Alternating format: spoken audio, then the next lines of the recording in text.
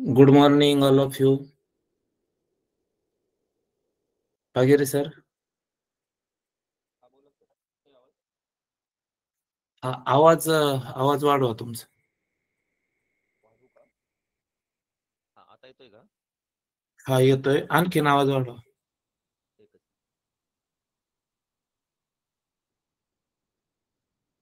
फुल येतोय माझा, म्हणजे फुल आहे आता एवढा. आवाज थोडा मग जवळ धरा त्याच्या. एकच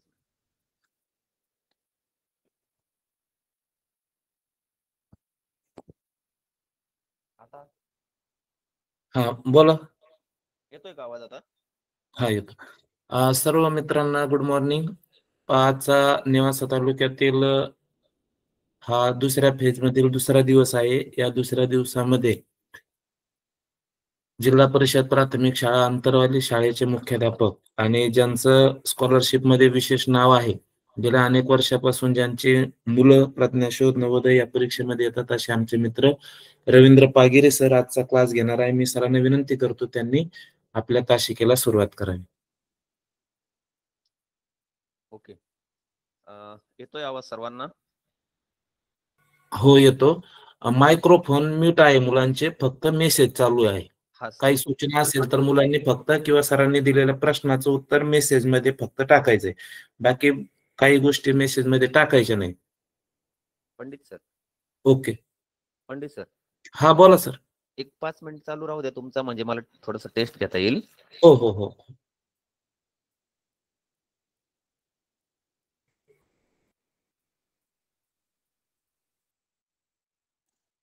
आता येतोय का माझा आवाज? हा येतो सर. आता चांगला येतोय ना, स्पष्ट? हो हो हो स्पष्ट येतो. ठीक आहे. मग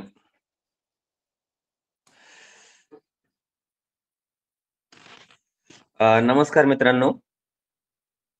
जिल्हा परिषद शिक्षण विभाग अहिल्यानगर यांच्याकडून नेहमीप्रमाणे सलग 2 वर्षापासून मिशन आरंभ इयत्ता 5वीच्या तयारीसाठी वर्षभर चालू असलेल्या या ऑनलाईन तासिकेमध्ये आपल्या सर्वांचं स्वागत. आपण फेज 2 मध्ये आहोत. आपण पहिल्या फेज मध्ये एप्रिलमध्ये सुरू झालेल्या तासिकेत आजपर्यंत आपण सर्व सिलेबस कव्हर केलेला आहे आणि आता आपण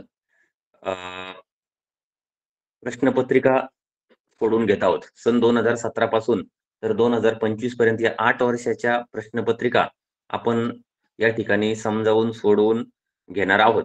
तर या तासिकेमध्ये आपल्या सर्वांचं मी स्वागत करतो. इतर गोष्टीमध्ये वेळ न घालता आपण डायरेक्टली आपल्या विषयाला सुरुवात करूया. तर कालपासून आपण हा सर हा ओके, काय नाही. ओके. कालपासून आपण 2017 या वर्षाची प्रश्नपत्रिका सोडवत आहोत. तर मी आपल्याला काल सरांनी 25 पर्यंत म्हणजे आता 1 ते 25 म्हणजे मराठीचे प्रश्न काल समजावून घेतलेले आहेत. तर आज आपण गणिताचे प्रश्न म्हणजे 24 ते 50 हे 25 प्रश्न आज आपण या ठिकाणी समजावून घेणार आहोत. तर त्यामध्ये पहिल्यांदा मी माझी स्क्रीन शेअर करतो. आपण काय करायचं आहे, सर्व विद्यार्थ्यांनी क्लासला सोबत आता आपण बसलेलो आहोत. तर आपण काय करायचं आहे, सोबत तो एक वही आणि पेन सोबत ठेवायचा आहे. जर तुमच्याकडं 2017च्या प्रश्नपत्रिकेची प्रिंटआउट काढलेली असेल तर उत्तमच. जर काढलेली नसेल प्रिंटआउट तुमच्याकडं तरी हरकत नाही. आपल्याला स्क्रीनवर मी प्रश्न शेअर करणार आहे. तर आपण एक रफ वही आणि पेन सोबत घेऊन बसायचं आहे.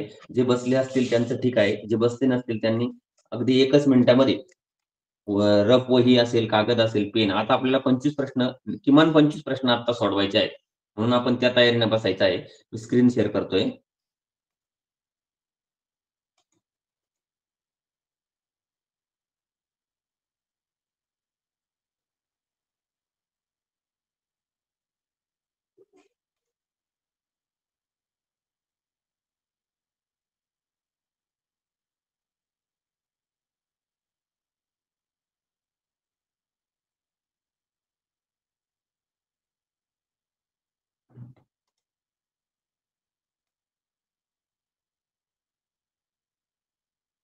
तर स्क्रीन दिसते पंडित सर माझी? हा दिसते सर. क्लिअर दिसते ना एकदम? एकदम. मुलांनी ठीक आहे. झूम केलं तरी चालेल, त्याला झूम करा, तुम्हाला अजून स्पष्ट दिसेल. हो, ज्यांना थोडंसं दिसायला अडचण येत असेल त्यांनी झूम केलं तरी पण चालेल. आता विभाग 2 मध्ये आपल्याला माहित आहे 26 ते 75 हे 50 प्रश्न पेपर 1 आणि पेपर 2 याच्यामध्ये अनुक्रमे गणित आणि बुद्धिमत्तेचे असतात. काल आपण पहिल्या 25 प्रश्नांचा सराव घेतलेला आहे. तर आज आपण 26व्या प्रश्नाकडे जात आहोत. तर 26वा प्रश्न आपल्याला सर्वांना स्क्रीनवर दिसत आहे. काय आहे प्रश्न? रोमन संख्या चिन्हानुसार m-d divided by l is equal to म्हणजेच m वजा d भागिले l. आता हा प्रश्न आहे, अतिशय सोपा प्रश्न आहे. आपल्याला सर्वांना माहित आहे प्रश्नपत्रिकेची महाराष्ट्र राज्य परीक्षा परिषदेची जी प्रश्नपत्रिका असते, या प्रश्नपत्रिकेची रचना करताना 30-40-30 म्हणजे 30% सोपे प्रश्न असतात, 40% मध्यम प्रश्न असतात आणि पुन्हा 30% कठीण प्रश्न असतात. अशा प्रकारची रचना केलेली आहे. तर हा प्रश्न सोप्या प्रश्न प्रकारामध्ये येतो, रोमन संख्या चिन्हानुसार आहे. आपल्याला मी अर्धा मिनिट वेळ देणार आहे सोडवायला आणि त्यानंतर अर्ध्या मिनिटामध्ये याचं सोल्युशन देणार आहे. तर मुलांनी पटकन स्क्रीनवरचा प्रश्न सोडवायचा आहे. मोजून अर्धा मिनिट आपल्यासाठी वेळ आहे.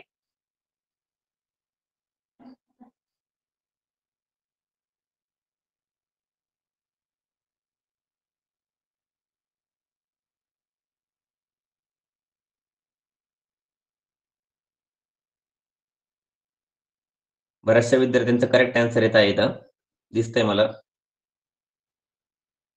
सर्वांनी प्रश्न सोडवायचा आहे. असंही निदर्शनास येतं की बऱ्याचदा पहिल्या 1-2 मुलांनी सोडून टाकल्यानंतर इतर मुलं तेच उत्तर कॉपी करतात आणि तेच फक्त आपल्या कमेंट बॉक्समध्ये टाकतात. तर तसं करायचं नाही, आपण सोडवायचं आहे.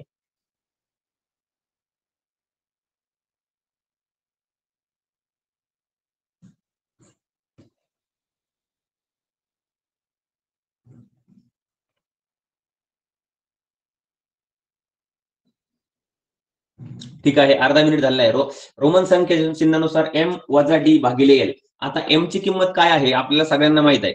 m म्हणजे किती असतो? तर 1000 असतो, बरोबर. सोपा प्रश्न आहे अतिशय. पटकन आपण एकच अर्ध्या मिनिटात सोल्युशन देऊया. m म्हणजे 1000 आपल्या स्क्रीनवर सोल्युशन दिसत आहे. m म्हणजे 1000 आणि मायनस d म्हणजे काय आहे तर 500 आहे आणि भागिले l म्हणजे 50 आहे.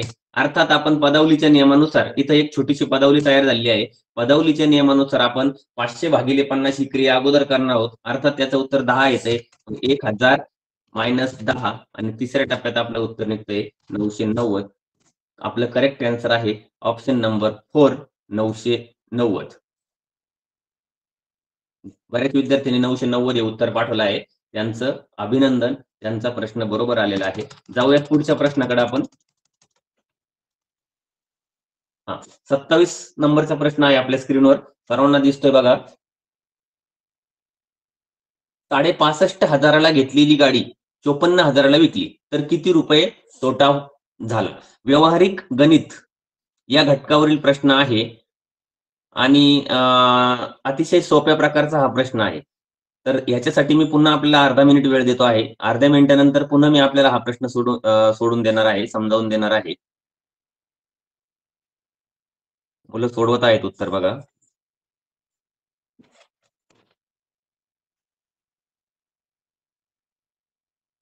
$65,000 घेतलेली गाडी 54,000 विकली तर किती रुपये तोटा झाला?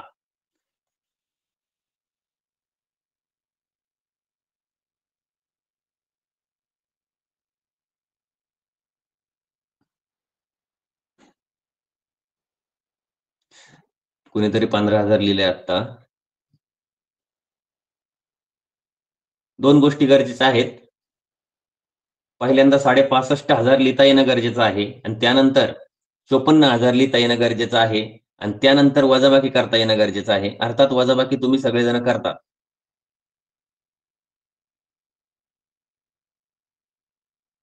एक गोष्ट त्यांनी प्रश्नामध्येच क्लिअर करून दिली आहे की किती रुपये तोटा झालाय, म्हणजे तोटा होणार हे त्यांनी आपल्याला पक्क दिलेलं आहे.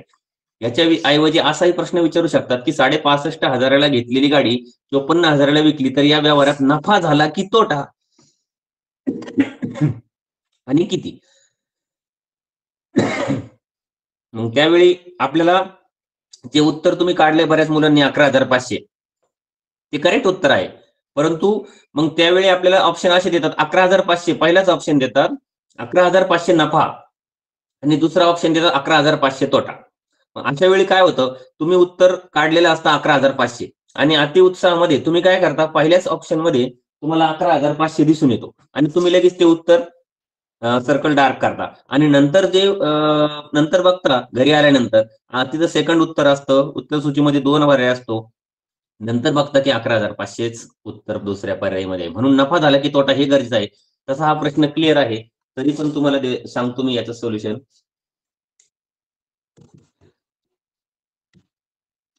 65,500 बघा.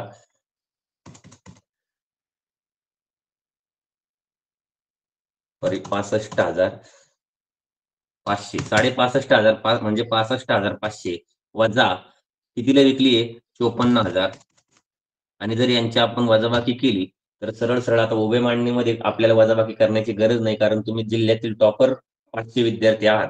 तर साहजिकच याचं उत्तर आपलं येईल 11,500 आणि अर्थातच त्यांनी प्रश्नामध्येच आपल्याला टायटल क्लिअर केलेलं आहे की तोटा किती झाला, त्याच्यामुळं ती अडचण नाही. ठीक आहे, जाऊयात आपण 28 नंबरच्या प्रश्नाकडे. 28 नंबरचा प्रश्न आहे 970 रुपयात 50 रुपयाच्या जास्तीत जास्त किती नोटा असू शकतील? बघा आपल्याला रक्कम दिलेली आहे, नाणी व नोटा याच्यावर आधारित हा प्रश्न आहे. 970 रुपया आपल्याजवळ एकूण 970 रुपये आहेत आणि आपल्याला 50च्याच नोटा घ्यायच्या आहेत.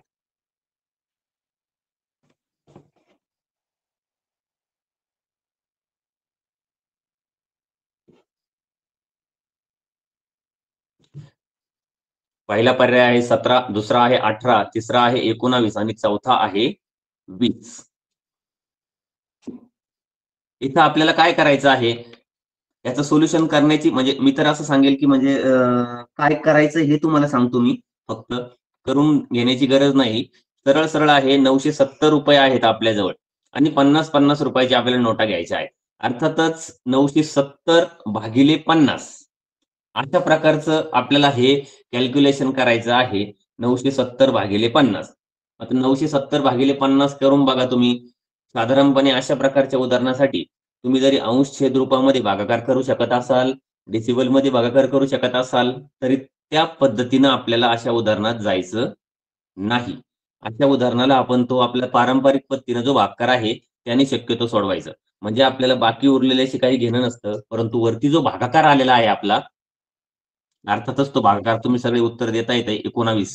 तर 19 नोटा या ठिकाणी आपल्याला घ्याव्या लागतील. याचा ऑप्शन नंबर आहे 3, जो मी बघा मोठा करतो इथं ऑप्शन नंबर.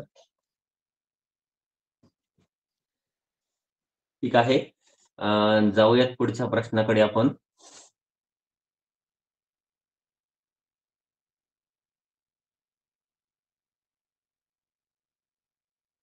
खालीलपैकी 29 नंबरचा प्रश्न आहे. खालीलपैकी कोणती आकृती पेंटोमिनो नाही?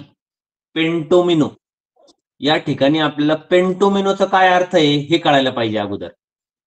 नंतर या 4 आकृतीचं जर आपण व्यवस्थित निरीक्षण केलं तरी आरामात पेंटो म्हणजे काय तर 5, हेक्झो म्हणजे काय तर 6, ऑक्टॅ म्हणजे काय तर 8. या प्रकारे आपण ह्या काही मूलभूत गोष्टी आपल्याला समजून घ्यायला असाव्यात. अतिशय सोप्या प्रकारचा हा प्रश्न आहे, घडणीवर आधारित प्रश्न आहे हा. तर साहजिकच ऑप्शन नंबर 1 मध्ये आपल्याला 3 अन् 2 5 पृष्ठभाग दिसतात. 2 नंबर मध्ये पण 4 आणि 1 5 दिसतात. 3 नंबरच्या पर्यायामध्ये पण आपल्याला 4 आणि 1 5 दिसतात आणि 4 नंबरच्या ऑप्शन मध्ये मात्र आपल्याला पूर्णपणे 4 अधिक 2 6 दिसतात. म्हणजे तुम्हाला विचारलेलं आहे कोणती आकृती पेंटोमिनो नाही. या ठिकाणी मला जाणीवपूर्वक असं सांगायचंय की चुकतं काय आपलं, तर प्रश्न वाचत असताना नाही, आहे, नसतील, असतील हे प्रश्नातील शेवटचा शब्द जो असतो तो शब्द खूप महत्वाचा असतो आणि वाचन करताना आपल्याकडून शेवटच्या शब्दापर्यंत वाचलंच जात नाही आणि तरी पण प्रश्नपत्रिकेमध्ये असे शब्द डार्क केले असतात. आपल्याला दिसत असेल बघा, शेवटचा जो नाही शब्द आहे तो चांगल्यापैकी डार्क केलेला आहे. त्याच्या मागे तेच कारण आहे की तुम्हाला ते कळायला पाहिजे. ठीक आहे, अर्थात याचं ऑप्शन नंबर किती उत्तर आहे? ऑप्शन नंबर 4 हे उत्तर आहे त्याचं. हे बघा दाखवले मी तुम्हाला. जाऊया पुढच्या प्रश्नाकडे. 30 नंबरचा प्रश्न आहे. वाचून घ्या प्रश्न. हा मात्र तुम्ही सोडवा आता. हा थोडासा मध्यम प्रकारामध्ये प्रश्न येतो. 8 ऑक्टोबर 2016 ला जर दुसऱ्या शनिवारची शासकीय सुट्टी होती, तर चौथ्या शनिवारच्या सुट्टीच्या दिवशी कोणती तारीख असेल?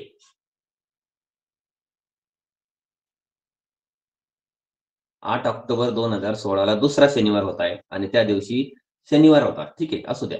शासकीय सुट्टी होती, असू द्या. तर चौथ्या शनिवारीच्या सुट्टीच्या दिवशी म्हणजे चौथ्या शनिवारची आपल्याला तारीख काढायची आहे. आपल्याला दुसऱ्या शनिवारची दिलेली आहे.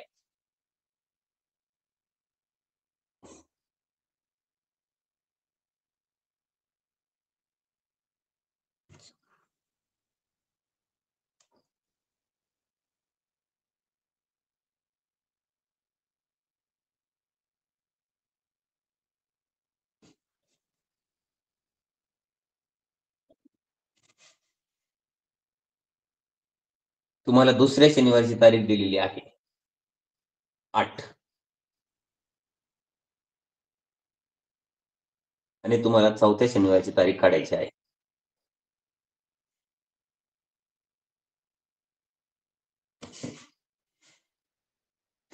ठीक आहे, असू द्यात. प्रश्नाकडे जाऊयात आपण. आपल्याला माहित आहे, की आपल्याला एकाच महिन्यामध्ये जायचं असेल किंवा दुसऱ्या महिन्यामध्ये जायचं असेल, कुठल्याही तारखेमध्ये 7 किंवा 7च्या पटीतील संख्या जर मिळवली, तर पुन्हा तीच तारीख किंवा तोच वार आपल्याला मिळतो. तर आता आपल्याला 8 ऑक्टोबरचं दिलेलं आहे. तर या प्रश्नामध्ये सरळ सरळ दिसतंय बघा आपल्याला.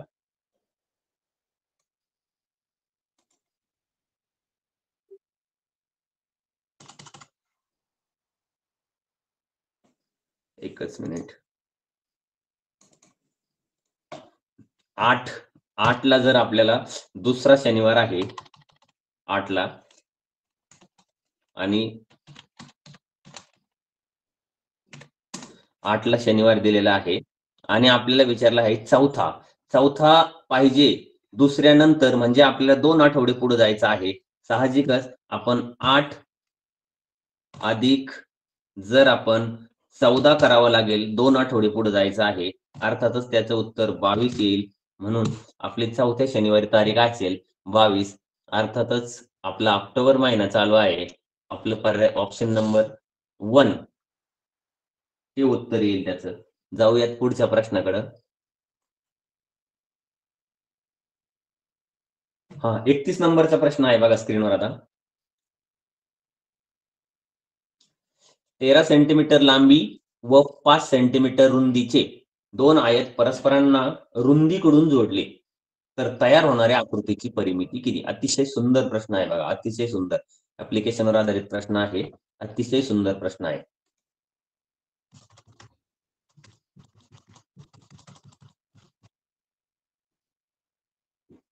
13 सेंटीमीटर लांबी आणि 5 सेंटीमीटर रुंदीचे 2 आयत रुंदीकडून एकमेकाला जोडलेत.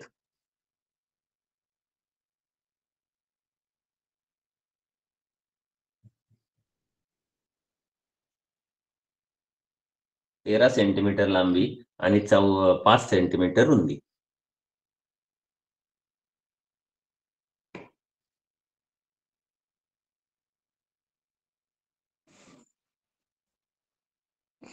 अर्धा मिनिट वेळ देत आहे फक्त.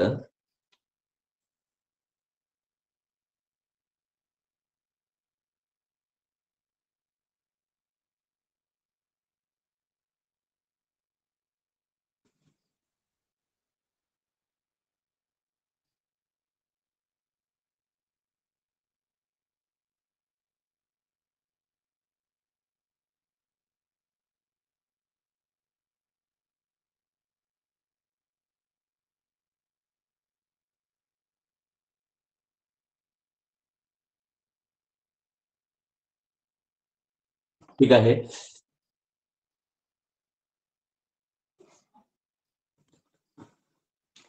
बघा आता या ठिकाणी 2 आयत जोडलेले आहेत. पहिला आयत असेल 13 सेंटीमीटर लांबी आणि 5 सेंटीमीटर रुंदी. अर्थात आता या ठिकाणी मला थोडीशी आकृती काढायला मर्यादा येते, तरी पण सांगतो मी तुम्हाला. तर 13 सेंटीमीटर लांबी आणि 5 सेंटीमीटर रुंदीची जर आयत असतील तर आपण 5 ही त्याची रुंदी आहे म्हणजे 5च्या बाजूने जोडणार आहोत. मग दोन आयत जर एकमेकाला जोडले तर त्याची लांबी किती होईल? पहिल्या आयताची 13 अधिक दुसऱ्या आयताची 13 अशी 13 अधिक 13 26. पहिला आयत असेल 13 सेंटीमीटर लांबी आणि 5 सेंटीमीटर रुंदी आणि रुंदीच्या बाजूने जर ते जोडले तर त्याला दुसऱ्या आयताची पुन्हा लांबी ऍड होईल 13. रुंदी अर्थात तेवढीच राहील. आणि आता जर त्याची आपल्याला परिमिती विचारली तर तयार होणारा एकूण जो मोठा आयत असेल त्याची लांबी असेल 13 अधिक 13 26 आणि रुंदी मात्र कायम तेवढीच असेल 5 आणि 5. अर्थात त्याची परिमिती होईल मग 26 वरच्या बाजूची. एकच मिनिट. हा, वरच्या बाजूची त्याची राहील 13 अधिक 13 बोलतोय आपण 13 अधिक 13 अशी होईल त्याची लांबी 26. अर्थातच परिमिती काढताना आपल्याला लांबी 26 मिळाली आता त्या आयताची दोन जोडल्यामुळे आणि रुंदी मात्र आपण तो रुंदीच्या बाजूने जोडल्यामुळे रुंदी 5च राहील. आणि मग आता परिमिती काढताना 26 गुणिले 2 अधिक 5 गुणिले 2 अर्थात याचं उत्तर येईल आपलं 26 दुने 52 आणि 5 दुने 10 याचं उत्तर येईल आपलं 65. तर त्या आयताची परिमिती राहील 62 सेंटीमीटर.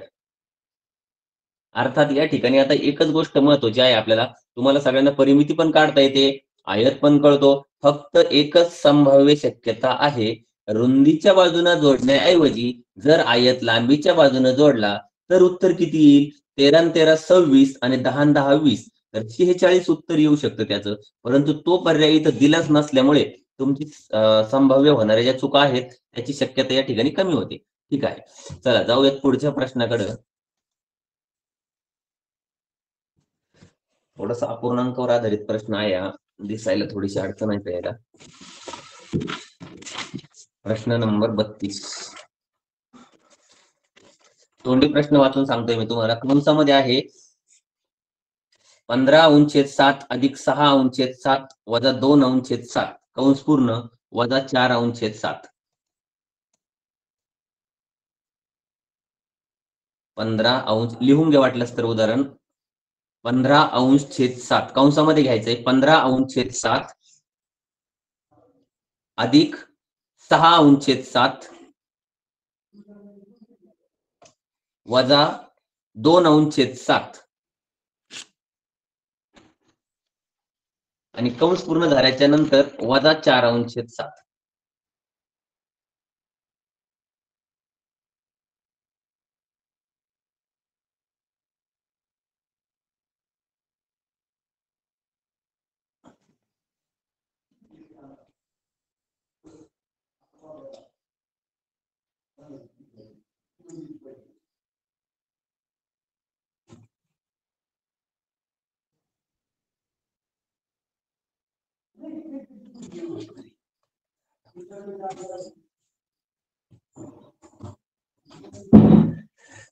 ठीक आहे, जाऊयात आपण.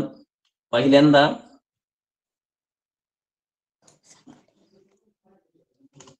सोडून दाखवतो तुम्हाला मी.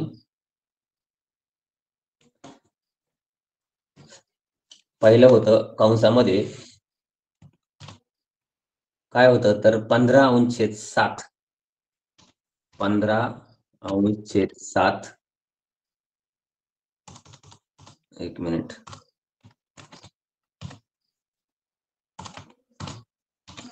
15/7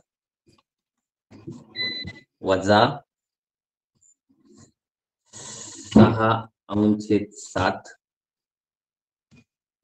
वजा 2/7 कंस पूर्ण आणि वजा 4/7 अशा प्रकारचा प्रश्न होता. साहजिकच कंसातील क्रिया आपण अगोदर करणार आहोत.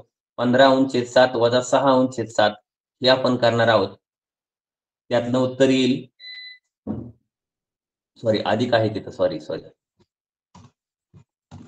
15 अधिक 6 21 उत्तर येईल आणि त्यातनं 2 गेले म्हणजे 19 उत्तर येईल आणि त्यातनं 4 काढले तर उत्तर येईल आपलं 15 म्हणजे अर्थातच याचं उत्तर राहील ऑप्शन नंबर 3. ठीक आहे. चला आपण जाऊया 33व्या प्रश्नाकडे आता. बी गुणिले 1/8 बी गुणिले 1/8 बरोबर 8 तर बी बरोबर किती?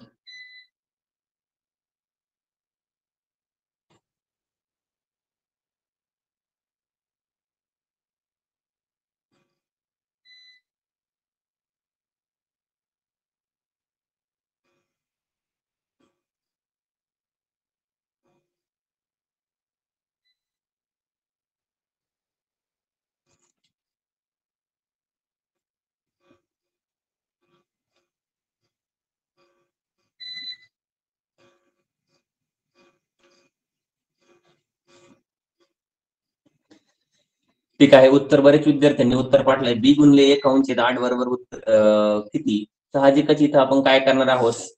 आपल्याला बी ची किंमत काढायची आहे. ज्या चलाची, चल म्हणजे अक्षर बोलतो आपण त्याला, ज्या चलाची किंमत आपल्याला पाहिजे असते त्याला आपण एका बाजूला ठेवत असतो. अर्थातच आपण बी गुणिले 1/8 आहे, जो छेद 8 आहे तो आपण बरोबर चिन्हाच्या उजवीकडे घेऊन जाणार आहोत आणि मग बरोबर चिन्हाच्या उजवीकडे घेऊन गेल्यानंतर काय होणार आहे तर बघा,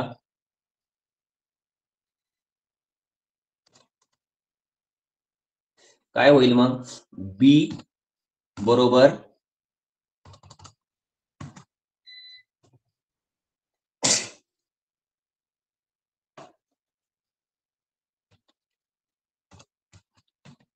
बी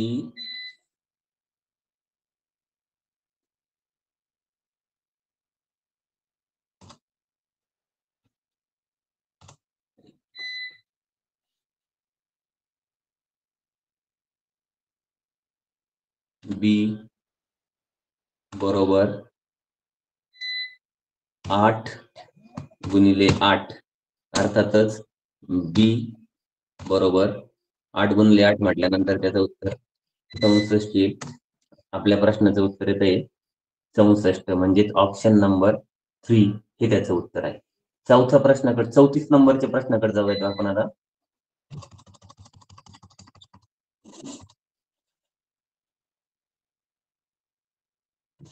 रावसाहेबांच्या बागेत विविध प्रकारची 2100 झाडे आहेत.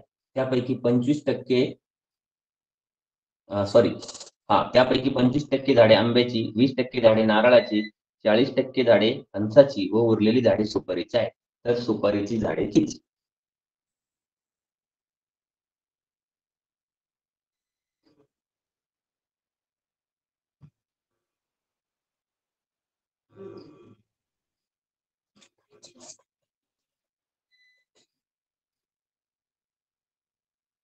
सोपा प्रश्न आहे, शेकडेवारीवर आधारित आहे.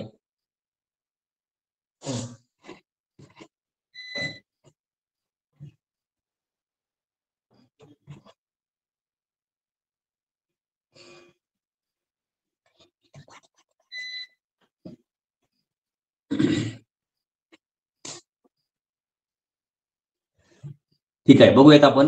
एकूण झाडं किती आहेत तर 2100 आहेत आणि मग त्यापैकी 25% झाडे आंब्याची आहेत. तर आता बघा, 25% झाली आंब्याची, 20% झाली नारळाची आणि 40% झाली फणसाची आणि उरलेली सुपारीची आहे. तर मग सुपारीची राहिली किती? पहिल्यांदा आपण फक्त टक्केवारीचा विचार करूयात. 25% अधिक 20% अधिक 40%. 25 अधिक 20 झाले 55, 55 अधिक 40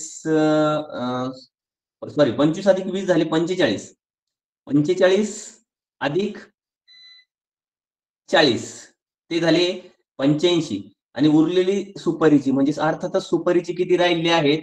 फक्त 15% झाडं सुपारीची राहिली आहेत. मग आता इथं बोललेलं आहे की एकूण झाडं 2100 आहेत म्हणजे अर्थातच एकूण झाडं 2100 आहेत. तर आपल्याला या ठिकाणी आता तिरकस गुणाकार करून आपल्याला हे उदाहरण सोडवता येईल. 2-3 प्रकारे आहेत. पहिल्यांदा एकूण टक्केवारीनुसार काढून पण सोडवता येईल. पण सोप्यात सोप्या पद्धतीने जर जायचं म्हटलं आपल्याला तर काय करावं लागेल बघा आता.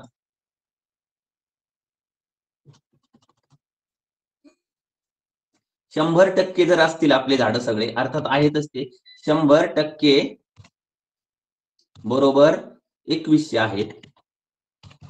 आणि आता आपले राहिलेत किती सुपारीचे, तर आपले सुपारीचे राहिलेत 45 अधिक 40 गेलेत 85, तर मग आपले 15%च राहिलेत. तर 15% बरोबर किती, अशा पद्धतीने जर आपण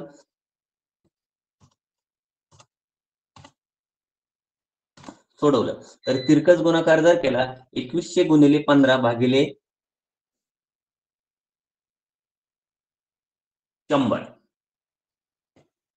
कॅल्क्युलेशन करण्यासाठी आपण साधारणपणे असं करू शकतो. या ठिकाणी 2100 गुणिले 15 आणि भागिले 100, अर्थातच 21, 2 शून्याला 2 शून्य जाऊन आपण 21 गुणिले 15, अर्थात ऑप्शन नंबर 3 हे त्याचं उत्तर आहे. बघा 315 हे त्याचं उत्तर आहे. बऱ्याच मुलांनी बरोबर सोडवलेलं आहे, त्यांचं अभिनंदन. ठीक आहे, पुढे जाऊयात आपण. 35 नंबरचा प्रश्न आहे बघा आता. 42,000 मिलीमीटर लांबीची तार 6 ठिकाणी कापून समान लांबीचे तुकडे केले तर प्रत्येक तुकड्याची लांबी किती.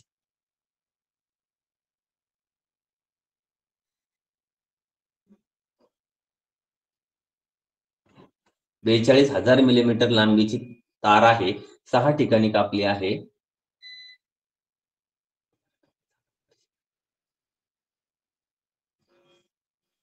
मिलीमीटर मध्ये दिलेलं आहे आपल्याला.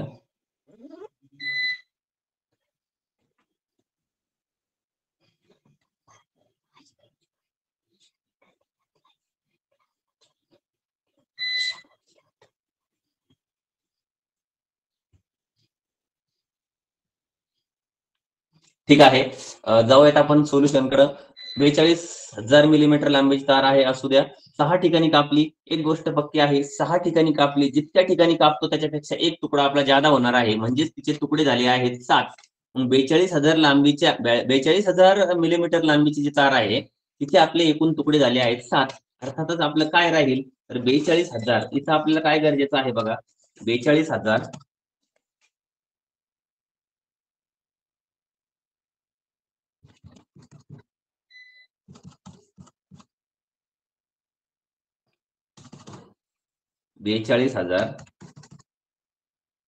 भागिले 7 तुकडे झालेले आहेत. अर्थातच याचं उत्तर येईल आपलं 6,000. 6,000 मिलीमीटर आपल्या लांब झालेली आहे. परंतु आता इथं आपल्याला 6,000 मिलीमीटर जर बघितले तर हे दोन पर्याय मिलीमीटर मधले आहेत, 3 आणि 4, आणि अर्थात याचं उत्तर कुठंच नाहीये. 600 आहे आणि 700 आहे. मग आपलं जर बघितलं आपण तर 35चं उत्तर आपलं येत आहे 6 मिलीमीटर, म्हणजे 6,000 मिलीमीटर, म्हणजे आपलं उत्तर येत आहे 6 मीटर. 6,000 मिलीमीटरचे 6 मीटर होतात. आपल्याला या ठिकाणी मापनाचं जे परस्पर रूपांतर आहे तेही या ठिकाणी अपेक्षित केलेलं आहे आपल्याकडून. चला जाऊयात आपण 36 नंबरच्या प्रश्नाकडे. खालीलपैकी सर्वात मोठी संख्या कोणती.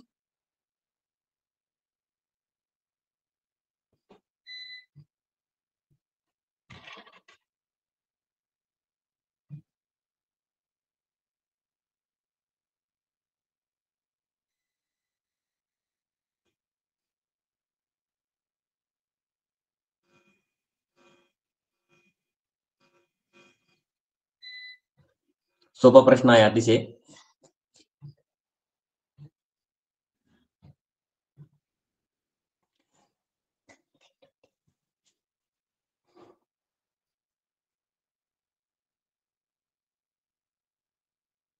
खालीलपैकी सर्वात मोठी संख्या कोणती. अतिशय सोपा प्रश्न आहे.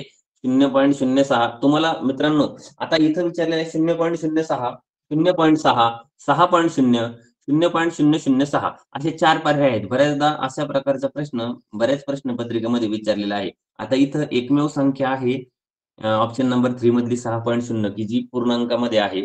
त्याच्यामध्ये इतर पर्याय एकदम सोपे आहेत, परंतु तुम्हाला याच्यासाठी या प्रश्नासाठी मी एक ट्रिक सांगतो बघा. सर्वजण लक्षात घ्या.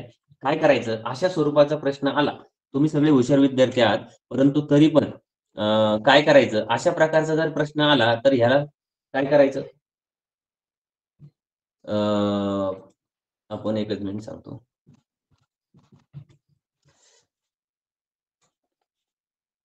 सगळे जे आपले पर्याय आहेत, ते सगळेचे सगळे पर्याय आपण काय करायचे, सारख्या अंकामध्ये घेऊन जायचे. 0.06 आहे ना, तर ठीक आहे, असू द्या. आता सगळ्यात मोठा जास्त अंकी कोणता आहे, तर 0.006 आहे. आपण म्हणजे दशांश चिन्हानंतर 3 अंक आहेत. प्रत्येकाला तसं घेऊन जायचं. मग आपण 0.060 असं करून घ्यायचं. त्यानंतर दुसरा पर्याय काय राहील आपला 0.600 असं होईल 3 अंकामध्ये. त्याच्यानंतर आपला तिसरा पर्याय काय राहील 6.000 दशांश चिन्हानंतर आपल्याला 3-3 घरा करायच्या आहेत आणि आपला चौथा पर्याय काय होईल 0.006. हे बघा, आता 4 पर्याय जर आपल्याला समोर दिसत असतील, आता आपण असे 4 पर्याय घेतल्यानंतर 1, 2, 3, 4 बघा, आता आपण दशांश चिन्ह विसरून जायचं आणि बघा कोणती संख्या सगळ्यात मोठी वाटते आपल्याला. पहिली संख्या दिसेल 60, दुसरी दिसेल 600, तिसरी दिसेल 6000 आणि चौथी दिसेल 6. म्हणजे हे तुमच्यासाठी नाहीये. सामान्य विद्यार्थी ज्यांना दशांश चिन्हाची संकल्पना स्पष्ट झालेली नसेल, तरीही आपण अशा पद्धतीनं यांचं उत्तर काढू शकतो. दशांश चिन्ह नंतरचे घर सारखे करून दशांश चिन्ह विसरून जायचं आणि दिलेली संख्या वाचायची. ठीक आहे. असो. चला आपण पुढच्या पर्यायाकडे जाऊयात. 37 नंबरचा प्रश्न आहे. नेहमीचा जेन्युइन प्रश्न आहे. बऱ्याचदा विचारला जातो.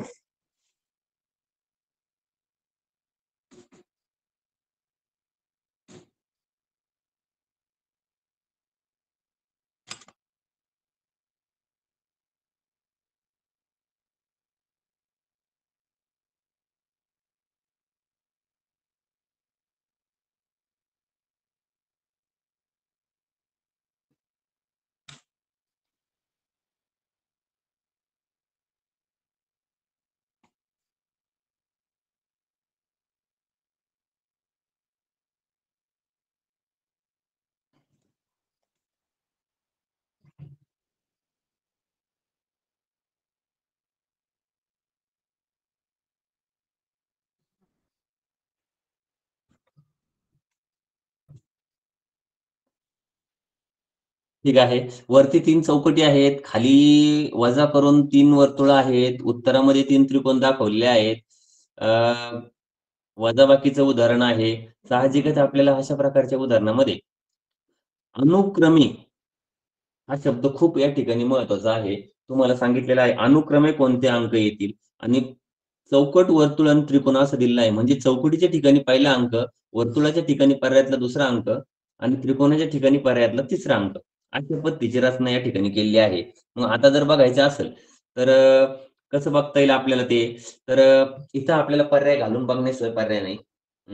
पहिल्यांदा आपण काय करायचं, शक्यतो म्हणजे एक अनुभव आहे, की शक्यतो ज्यावेळी आपल्याला पर्यायाकडून जाण्याची गरज पडते, त्यावेळी आपण काय करायचं, ती पर्याय नंबर 3 किंवा 2 अगोदर घालून बघायचा. आणि आणखी एक गोष्ट अशी पण आहे, की वजाबाकीचं उदाहरण आहे. वरती चौकट आहे म्हणजे 3 अंक सारखेच आहेत तिन्ही पण. खाली वर्तुळ आहेत 3 म्हणजे ते पण तिन्ही अंक सारखे आहेत. उत्तरात 3 त्रिकोण आहेत म्हणजे ते पण तिन्ही अंक सारखे आहेत. म्हणजे पर्याय म्हणजे चौकटमधून जर वर्तुळ गेला तर त्रिकोण यायला पाहिजे. असं कुठं आहे? म्हणजे पहिल्या अंकातून दुसरा अंक वजा करून उत्तर तिसरा अंक कुठे येतंय? अर्थातच फक्त पर्याय क्रमांक 2 मध्येच आहे. 9 मधून 4 गेले तर 5 येतात बघा. इतर कुठेही तसं होत नाहीये.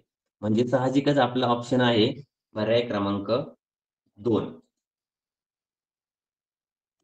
आपल्या प्रश्नाचं उत्तर येते. हे बघा मी हायलाइट केलंय त्याला.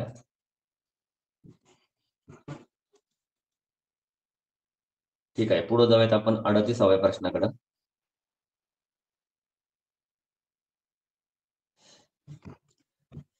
चार 4,97,998, 4,98,989, 4,97,889 आणि 4,97,999 असू द्या. या संख्या उतरत्या क्रमाने लिहिल्या असता पहिल्या व तिसऱ्या संख्येची बेरीज किती? पहिल्यांदा आपल्याला संख्या उतरत्या लहान मोठी कळणं गरजेचं आहे. उतरता क्रम लावणं गरजेचं आहे आणि बेरीज करता येणं गरजेचं आहे. अर्धा मिनिट देतो तुम्हाला सोडवायला मी.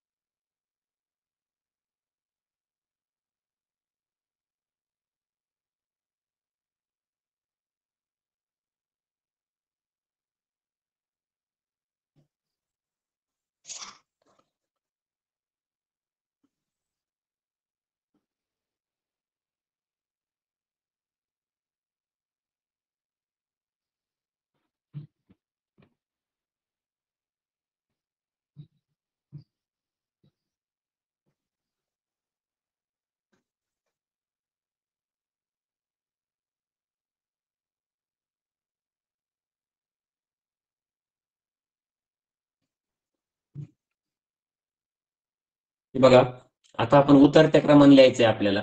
दिलेले पर्याय जे आहेत, सॉरी दिलेल्या संख्या ज्या आहेत, 4,97,000 समथिंग, 4,98,000 काहीतरी आहे बघा, 4,97,000. अर्थातच उतरत्या क्रमाने लिहायचे असेल तर पहिल्यांदा सर्वात मोठी संख्या आपल्याला लिहावं लागेल. तर आपली पहिली संख्या येईल बघा,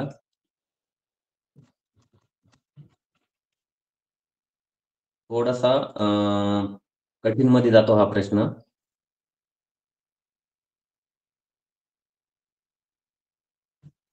पहिली संख्या येईल 4,98,989.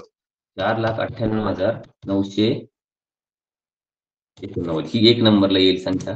2 नंबरला येईल आपली कोणती येईल बघा, 4,97,998 येईल की 4,97,999, बरोबर. 4,97,999. 3 नंबरला येईल आपली 4,97,998, बरोबर. बरोबर.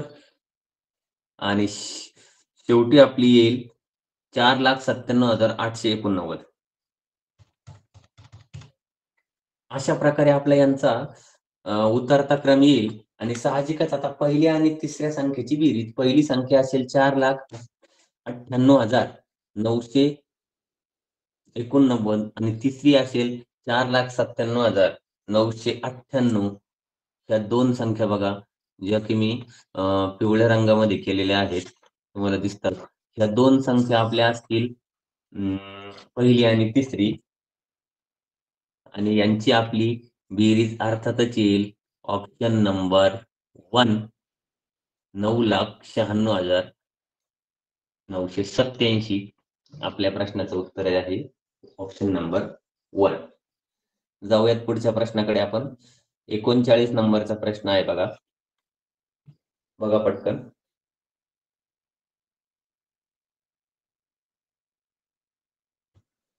रोहितने ₹3.5 एक पेन्सिल याप्रमाणे 3 डझन पेन्सिली.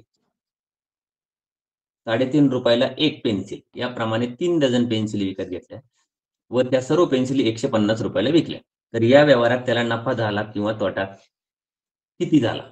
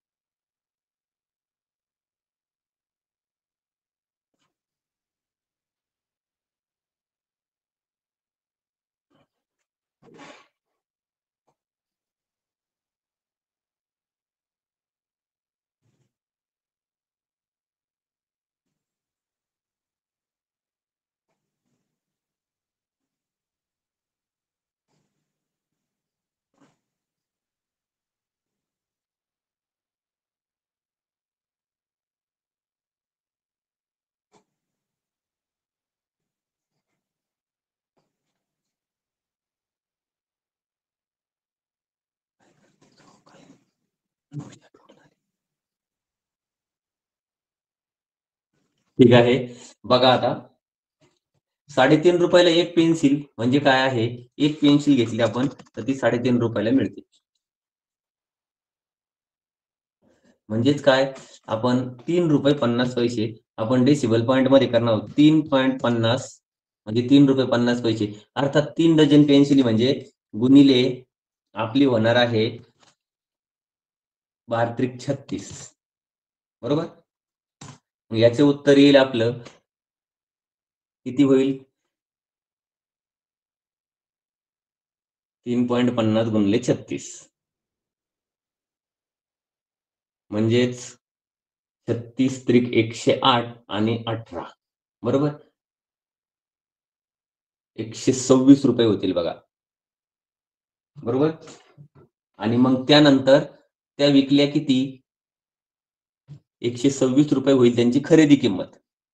आणि विकल्या कितीला आपण त्या सर्व पेन्सिली, 150 रुपयाला. ठीक आहे, 126 ला घेतल्या आणि 150 ला विकल्या तर काय होईल याच्यामध्ये, त्याला खरेदी किमतीपेक्षा विक्री किंमत ही जास्त आहे. म्हणजे अर्थातच या व्यवहारामध्ये त्याला काय होईल तर नफा होणार आहे त्याला. आणि नफा होणार आहे म्हटल्यानंतर जे तोट्याचे 2 पर्याय आहेत 3 आणि 4 ते अर्थात कट होतील. आणि तुमच्या नफ्याचे 2 पर्याय आहेत 1 आणि 2 अर्थातच 126 आणि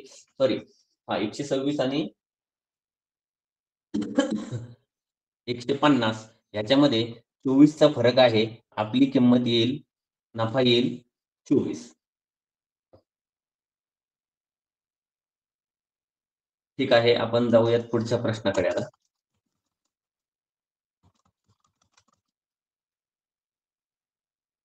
तुषारने 35 रुपये 5 पैसे ही रक्कम 35.50 अशी लिहिली तर त्या दोन रकमामध्ये कितीचा फरक पडेल.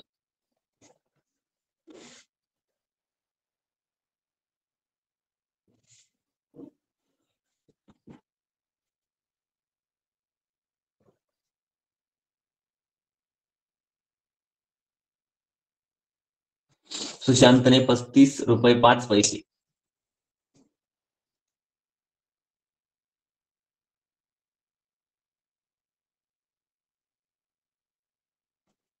हा प्रश्न बऱ्याच जणांचा चुकतोय बघा, बऱ्याच जणांचे उत्तर वेगवेगळे आले तिथं.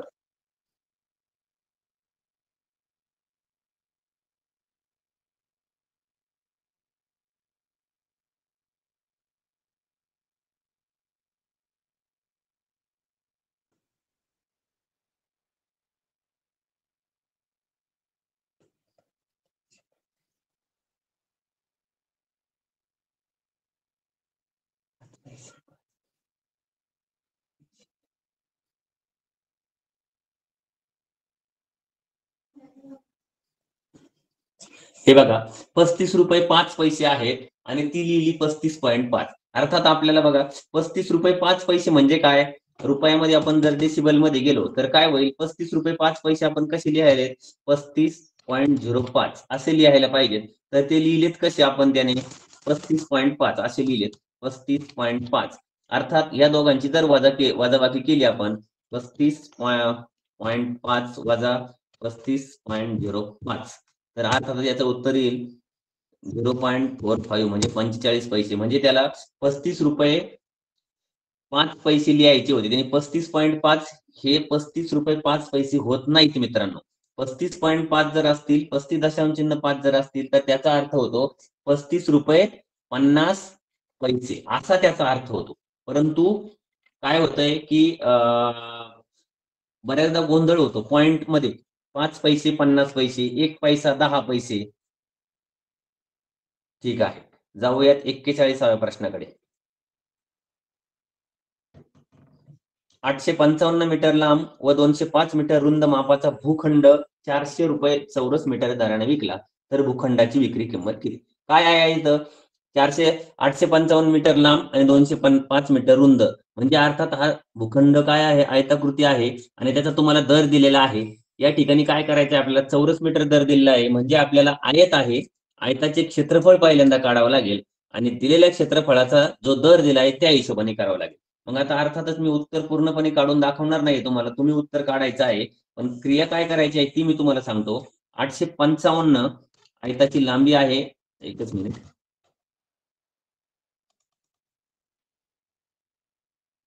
आयताची लांबी आहे 855 आणि त्याची रुंदी आहे 205.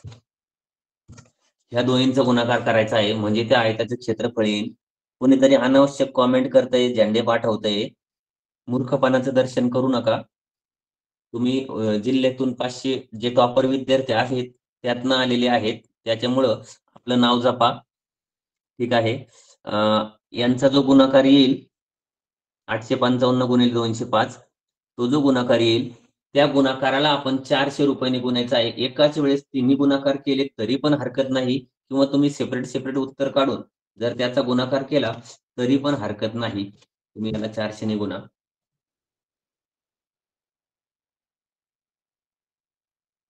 याचं उत्तर येणार आहे अर्थात ऑप्शन नंबर 2. ठीक आहे. 42 नंबरचा प्रश्न आलाय स्क्रीनवर तुमच्या. धनेश जवळ 50 रुपये, 20 रुपये, 10 रुपये व 5 रुपयाच्या समान नोटा आहेत. एकूण रक्कम 1020 रुपये असल्यास धनेश जवळ 50 रुपयाच्या किती नोटा आहेत? अतिशय सोपा प्रश्न आहे. जे विद्यार्थी पूर्वीपासून प्रश्नांची तयारी करतात त्यांना तर वारंवार 2री 3री पासूनच्या प्रश्नपत्रिकेत हा प्रश्न असतो बघा. काय करायचं आहे आपल्याला? प्रत्येक प्रकारची एक नोट घ्यायची आहे. म्हणजे काय?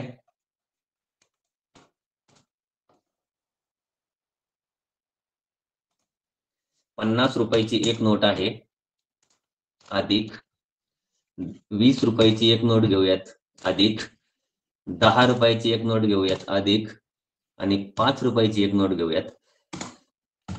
सर्व प्रकारची एक नोट घेतली तर किती उत्तर येते? 50 अधिक 20 70 आणि 10 80 अधिक 5 85. बरोबर, 85 रुपये. आणि तुम्हाला दिलेले आहे एकूण रुपये 1020. 1020 याला आपण सरळ 85 न भागायचं आहे. याचं उत्तर बघा किती येईल. तुमचं उत्तर शोधा. हा भागाकार तुम्हाला डेसिबल म्हणजे अंश छेद रूपात केला तरीही हरकत नाही.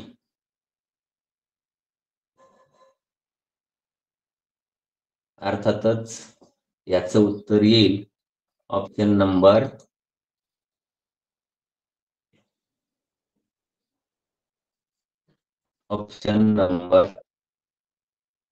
2.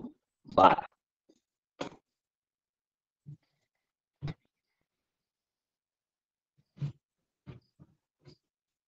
ज्यांनी 2 उत्तर दिलेलं आहे ते एकदम बरोबर आहेत.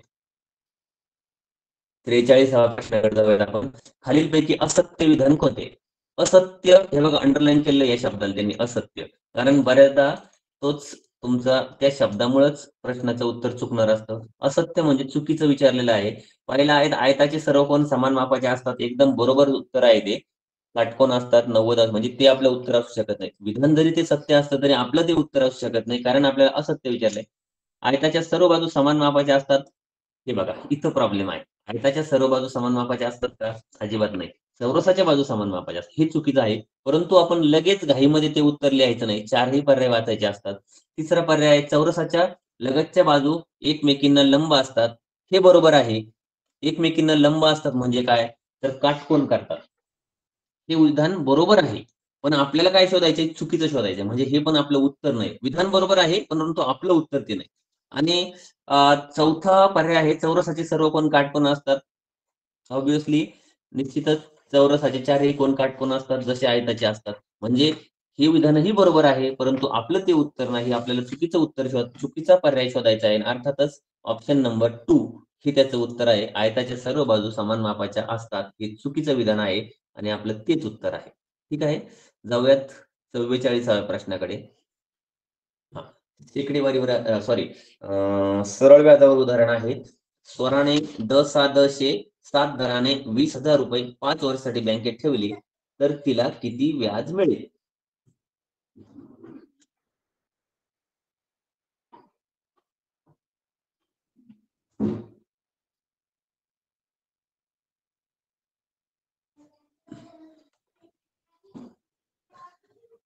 द.सा.द.शे 7 दराने आपल्याला माहित आहे सरळ व्याजाचं सूत्र काय आहे?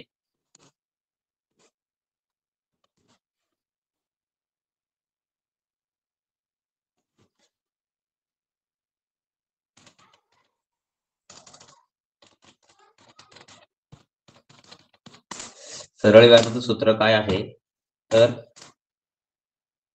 क गुणिले द गुणिले म भागिले 100. सॉरी, अशा प्रकारचं सूत्र आहे सरळ व्याजाचं. निश्चित अतिशय सोपं उदाहरण आहे. आपलं कॅल्क्युलेशन काय होऊन जाणार आहे इथे?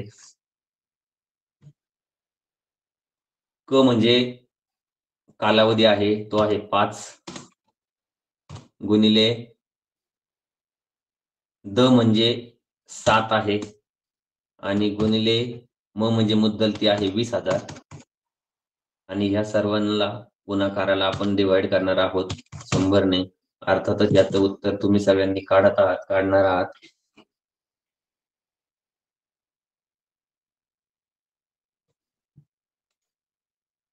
जर हे कॅल्क्युलेशन केलं तर आपलं उत्तर येत आहे ऑप्शन नंबर 3, अर्थातच 7,000 रुपये व्याज मिळणार आहे. इथं बारकावा आणखी असा विचारणार आहे, कदाचित तुम्हाला बँकेत एकूण तिने किती रुपये मिळतील असं विचारलं तर आपल्याला या ठिकाणी व्याजाऐवजी रास काढावा लागेल. ठीक आहे. 45 नंबरचा प्रश्न आहे, नागपूर ते वर्धा आणि वर्धा ते नागपूर विना थांबा बसच्या दिवसभरात 4 फेऱ्या पूर्ण झाल्या असू द्या. बसमध्ये प्रत्येक वेळी 42 प्रवासी होते, तर बसचे तिकीट 85 रुपये असल्यास एकूण उत्पन्न किती? फक्त कॅल्क्युलेशनचा विचार करायचा आहे. तुम्हाला आकडेमोडीत गुंतवून ठेवणं आणि त्यातून तुमची चूक होऊ शकते असा एक मूलभूत कन्सेप्ट वापरून हा प्रश्नाची रचना केली आहे. काय करायचं आहे आपण? 42 प्रवासी होते आणि प्रत्येकी बसचे तिकीट काय आहे? एका जणाला 85 आहे आणि 4 फेऱ्या पूर्ण करायच्या आणि प्रत्येक वेळी 42 जण होते. साहजिकच 42 गुणिले 4 गुणिले 85 अशा स्वरूपाचं जर आपण कॅल्क्युलेशन केलं तर आपल्याला या प्रश्नाचं उत्तर मिळून जाईल. अर्थातच ते उत्तर येत आहे. काहीच याच्यामध्ये ह्या प्रश्नामध्ये कुठलाही फक्त तुमचे कॅल्क्युलेशन तपासणं, तुमची बौद्धिक क्रिया, गणिती क्रिया किती फास्ट करता, किती अचूक करता, किती गुणचूक करता, ह्याच्या तपासणीसाठी हा प्रश्न आहे. ह्या प्रश्नामध्ये विशेष काहीच नाही. हे बघा 46 नंबरचा प्रश्न तुमच्या स्क्रीनवर आलाय आता. 15 कोटी 1515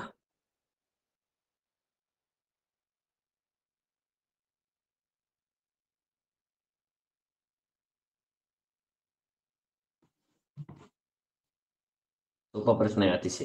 संख्या ज्ञानावर आधारित आहे. जे आपले सोपे प्रकारचे जे प्रश्न असतात त्याच्यामध्ये या प्रश्नाची रचना होते. 15 कोटी.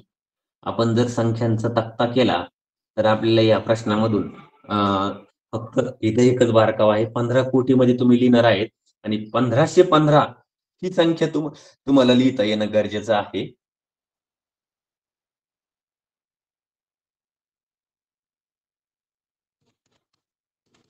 (1515) ही संख्या अशी लिहिली जाते.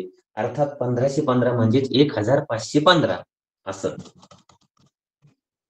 मी आणखी एक याच्यासाठी तुम्हाला ट्रिक अशी सांगू शकतो की 15 कोटी 1515 ही जर संख्या लिहायची असेल, अर्थात तुमच्यासाठी नाही पण साधारण मुलं जे असतील 15 कोटी आहेत, आपण ती संख्या लिहिताना काय करायचं आहे?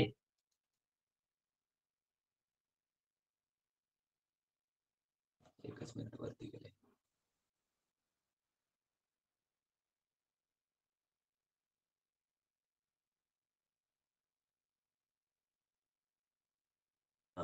काय करायचं आपण इथं?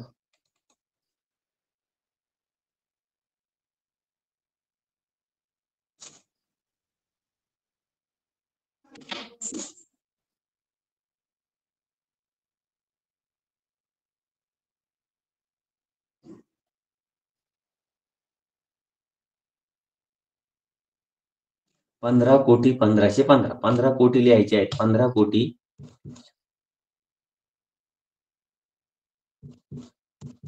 अशी जर संख्या लिहिली आपण 15 कोटी लिहिता येते आणि तुम्हाला काय झालं 1515 1515 ह्या दोन जर क्रिया केल्या तर आपल्याला या प्रश्नाचं उत्तर मिळून जाईल बघा. अतिशय सोपं आहे. ठीक आहे. अर्थातच याचं उत्तर येत आहे ऑप्शन नंबर 4. हे बघा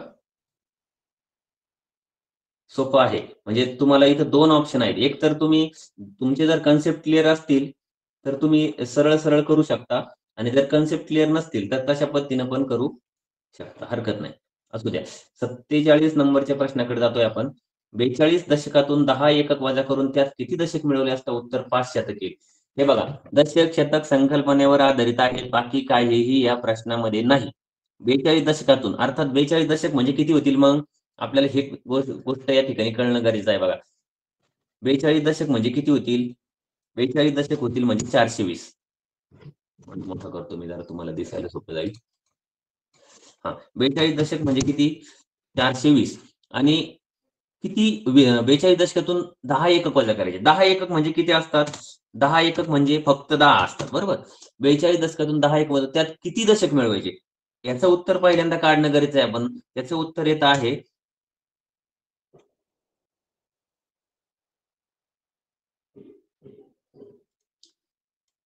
410 येईल बघा त्याचं उत्तर आणि 410 उत्तर येईल. त्यात किती दशक मिळालं? उत्तर 5 शतक येईल. मग 410 उत्तर जे आलंय आपलं, त्याच्यात किती दशक मिळवले असता उत्तर 5 शतक येईल. 5 शतक उत्तर पाहिजे आहे. 5 शतक म्हणजे किती पाहिजे आपल्याला उत्तर? आपल्याला उत्तर पाहिजे 500 उत्तर पाहिजे. 410 मध्ये किती दशक मिळवायचे आहेत? बऱ्याचदा अतिउत्साहामध्ये तुमच्याकडून 90 हे उत्तर लिहिलं जातं. कारण तुमचं पण बरोबर आहे. 410 मध्ये 10 मिळवल्यानंतर 410 मध्ये 90 मिळवल्यानंतर 500 हे उत्तर येतं. परंतु तुम्हाला प्रश्न विचारला आहे, किती दशक मिळवायचेत आपल्याला? फक्त सुट्टी किंवा एकक किंवा संख्या मिळवायची नाहीये. 90 मिळवायचे आहेत, परंतु त्याचे दशक होतात 9. म्हणजेच या प्रश्नाचं उत्तर आहे ऑप्शन नंबर 9. जे मी तुम्हाला 2 नंबरला आहे. Option number 2. बऱ्याच मुलांनी बरोबर सोडवलाय. जाऊयात 48व्या प्रश्नाकडे. 5 तास 35 मिनिटे बरोबर किती मिनिटे? अतिशय सोपा प्रश्न आहे. सोडवायचा कसा ते सांगतो. सोडवून देण्याची गरज नाही. 5 तास 35 मिनिटे बरोबर किती मिनिटे? अर्थातच काही तास आहेत, काही मिनिटं आहेत दिलेले. 5 तासाची मिनिटं करून घ्यावी लागतील. 5 तासाची मिनिटं करून घेताना आपण काय करणार आहोत? 5 तासाची मिनिटं 5 गुणिले 60. 60 कुठून आलेले आहेत? तर 60 मिनिटांचा 1 तास होतो म्हणून ते आलेले आहेत. हे झाले 300 आणि वरती 35 मिनिटं आहेत आणखी. म्हणजेच काय? ह्या 300 मध्ये आपण 300 प्लस 35 अर्थात उत्तर येईल आपलं 335 हे उत्तर येईल आणि आपल्या प्रश्नाचं ऑप्शन नंबर 4 हे उत्तर राहणार आहे या ठिकाणी. Option number 4. ठीक आहे. 49व्या प्रश्नाकडे आपण जाऊयात. खालीलपैकी असत्य विधान कोणते? पुन्हा बघा निगेटिव्ह प्रश्न विचारलाय. चुकीचं कोणतं? असत्य कोणतं? कोणते नाही? आणि पुन्हा तो शब्द डार्क केलाय बघा फॉन्ट त्याचा. असू द्या. चुकीचं जे विधान आहे ते ओळखायचे. वर्तुळाचा व्यास त्रिज्येच्या दुप्पट असतो. अतिशय बरोबर आहे. त्रिज्येच्या दुप्पटच व्यास असतो. पर्याय बरोबर आहे, परंतु आपलं ते उत्तर नाहीये. वर्तुळाचा व्यास ही वर्तुळाची सर्वात मोठी जीवा असते. हेही बरोबर आहे. वर्तुळाची त्रिज्या व्यासाच्या निम्मे असते. हे सुद्धा बरोबरच आहे. वरचे तिन्ही पर्याय बरोबर आहेत. अर्थात आता चौथा पर्याय उत्तर असण्याची शक्यता दाट आहे. तरी पण आपण पर्याय वाचू शकतो. एका वर्तुळात एक आणि एकच व्यास काढता येतो. अतिशय चुकीचं आहे. वर्तुळाला किती व्यास असतात? तर अनंत व्यास आपण वर्तुळाला काढू शकतो. त्रिज्या सुद्धा वर्तुळाला अनंत काढू शकतो. जीवा सुद्धा वर्तुळाला अनंत काढू शकतो. त्याच्यामुळं हे जे विधान आहे चौथं, एका वर्तुळात एक आणि एकच व्यास काढता येतो, हे अतिशय चुकीचं आहे, असत्य आहे आणि अर्थातच आपलं ते उत्तर आहे. जाऊयात आजच्या शेवटच्या प्रश्नाकडे. 50 नंबरचा प्रश्न आहे बघा आपल्यासमोर.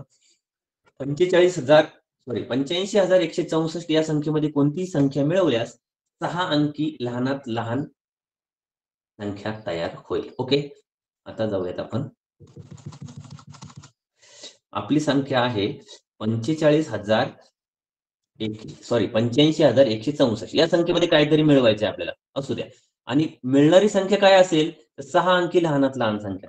6 अंकी लहानात लहान संख्या कोणती आहे? अर्थातच 1,00,000 ही आहे. त्यातनं काय करायचे आपण? काही मुलं काय करतात? ह्याच्यामध्ये एक एक पर्याय मिळवत बसतात 85,164 मध्ये आणि काय करून 1,00,000 उत्तर येईल असं शोधत बसतात. तर ते थोडंसं वेळ खाऊ आहे. आपण काय करायचं 6 अंकी लहानात लहान संख्या बनवून घ्यायची आणि तिच्यातनं उलटं करायचं. काहीतरी वजा करून सॉरी काहीतरी मिळून येणार आहे म्हणजे ही संख्या जर वजा केली तर ते आपलं उत्तर येईल. मग 1,00,000 मधनं तुम्ही काय करायचं आहे वजा 85,164 हे जर वजा केलं आपण तर येणारं उत्तर आपलं काय असेल बघा.